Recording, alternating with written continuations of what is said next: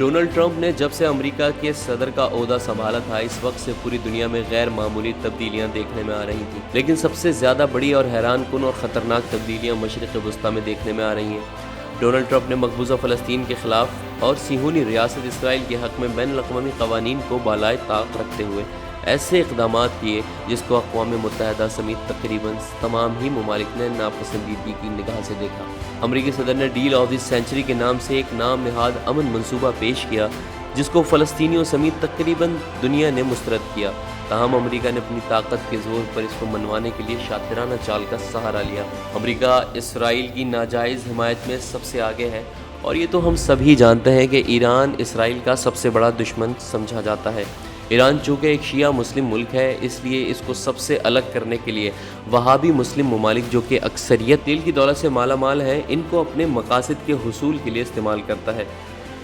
امریکہ نے سعودی عرب سمیت دیگر خلیجی ممالک کو یہ یقین دلا رکھا ہے کہ ایران ان عرب ممالک کی سلامتی کے لیے سب سے بڑا خطرہ ہے۔ امریکی انتظامیہ نے ایران کو عالمی سطح پر ایک خطرہ قرار دیتے ہوئے اسے تنہا کرنے کی کوششیں شروع کی، اور اس کے ساتھ ہی مشرق وسطیٰ میں ہتھیاروں کی فروخت کو ایران کے خلاف اپنے اتحادیوں کی طاقت میں توازن پیدا کرنے کے طور پر استعمال کرنا شروع کیا۔ یہ صورتحال مشرق وسطیٰ میں ایک نئی بے چینی کا سبب بن رہی ہے۔ اپنی پراکسی جنگیں لڑ رہی ہیں،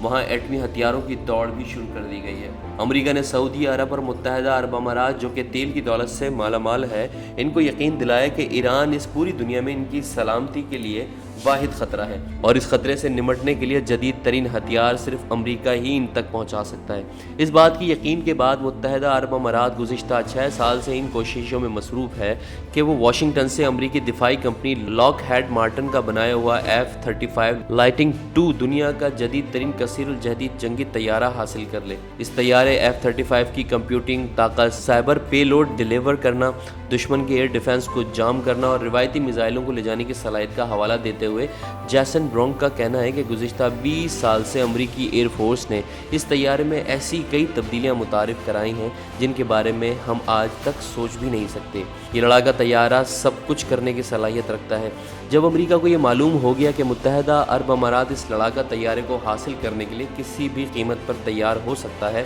اور اس طیارے کا حصول متحدہ عرب امارات کے لیے عزت اور وقار کا مسئلہ بن گیا ہے، تو امریکہ نے اسرائیل کے لیے متحدہ عرب امارات کے لیے کچھ شرائط پیش کی، جس میں ایک شرط اسرائیل کو بطور ریاست تسلیم کرنا بھی تھا۔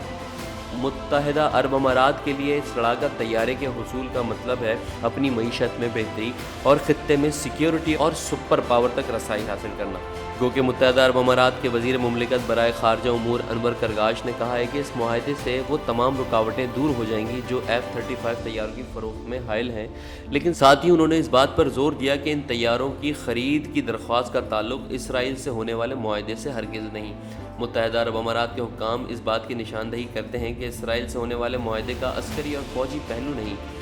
اسرائیل، امریکہ اور امارات اس معاہدے کو خالصاً دو طرفہ تعلقات اور تجارتی رابطہ بڑھانے کے لیے بتاتے ہیں،